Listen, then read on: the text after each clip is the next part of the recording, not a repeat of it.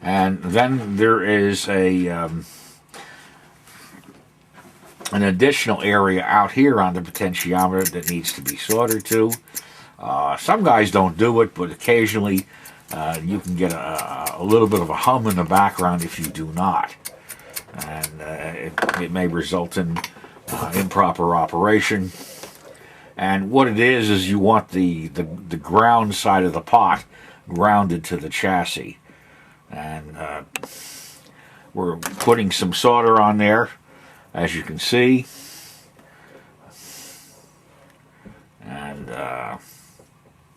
there's my ground lead. And by the way, that is hot. I'm just I don't want you to think I didn't feel any pain, but sometimes we have to for the camera. There we go. We've wrapped that around. And now I've basically grounded the pot, the pot's lead to the chassis, and established the ground. The 18K resistor, which can go in any old way, it doesn't matter whether it's forward or backwards. Again, we're going to take off the oxide from the pin. It's new old stock. We're going to take the resistor, form the leads, and we're going to take it and run it between the wiper and the hot side of the pot, the high side, the side which is all the way clockwise. As you turn this, the wiper winds up hitting this at maximum vibrato. And of course this is minimum or no vibrato at that end. And we're going to bend the leads over. We're going to trim the excess. And we've got this all set up for the moment. Now, remember I said you could save some of these pieces if you have them, because they have the connectors on them and everything else, and they're generally the appropriate length. So we're going to reuse this, sort of recycle it, if you will. In some cases, if this is not available, you'll have to come out and get some other cable and make up the cable itself. We're going to take the center conductor, we're going to strip it, and the first thing we're going to do is we're going to go to the hot side of the potentiometer. This is the the clockwise side, or full vibrato section, and we're going to solder that in. And I'm going to hold that so the camera can get a nice angle on it. And we're going to solder that in. And then we're going to put the ground on this end. Now we're going to take another cable which is similar to it. As I said, if you have a bunch of these things that were taken out of your 206A, you can reuse them and recycle them. They're pretty decent shielded cables. If not, you'll have to make a few up. And again, we're going to go between the potentiometer. We're going to go with the shield onto the ground of the potentiometer right there, and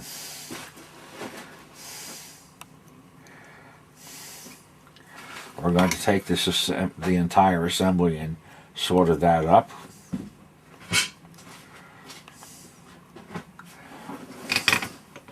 And then what we're going to do is take the lone wire that's left over. That goes to the wiper of the potentiometer.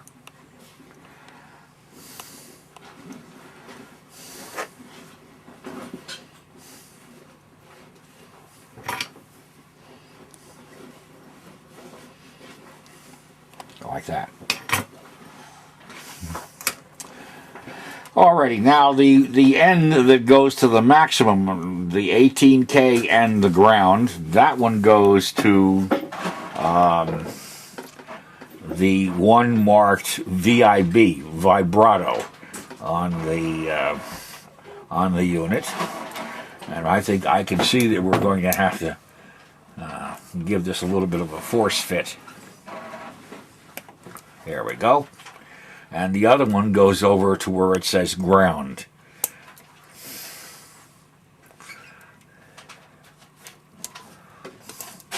It's going to be difficult to do this one. It's coated with solder. There we go. Alrighty, so now we have ground and vibrato. And then there's no more connections, by the way, except putting it in the reed bar.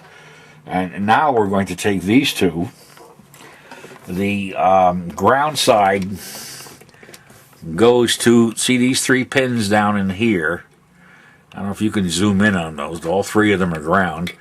This, you want it ground close as possible. Okay, and this one here is the hot lead, and that goes in that pin we put in for the vibrato itself. Remember, there was no pin there initially. It has one now. And at this point in time, you can power this up and see if you have a on the rail and see if you have a vibrato. So what we're going to do is we're going to temporarily mount it on the rail and make sure that the vibrato operates in our next segment. The wiper and the hot side. Alright, we're putting on the volume control. Remember that triple ground that you saw in a triangle? That's right there. And then, of course, the amplifier input is the red lead going in from that volume control, which is right there. And you'll be able to see that much clearer. And then the input to the volume control comes from back here. Alrighty. The ground for the power transformer is here. That's the yellow lead. That X3 is the blue lead.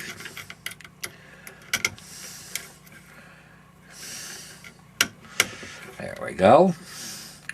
And 20 is the chassis ground. All right. And then X1 and X2 are the 2 red leads.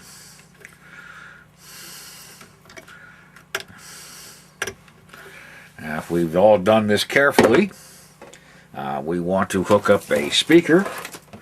It's off camera at the moment, but trust me, it's there. That goes to the amp out, which is marked 16.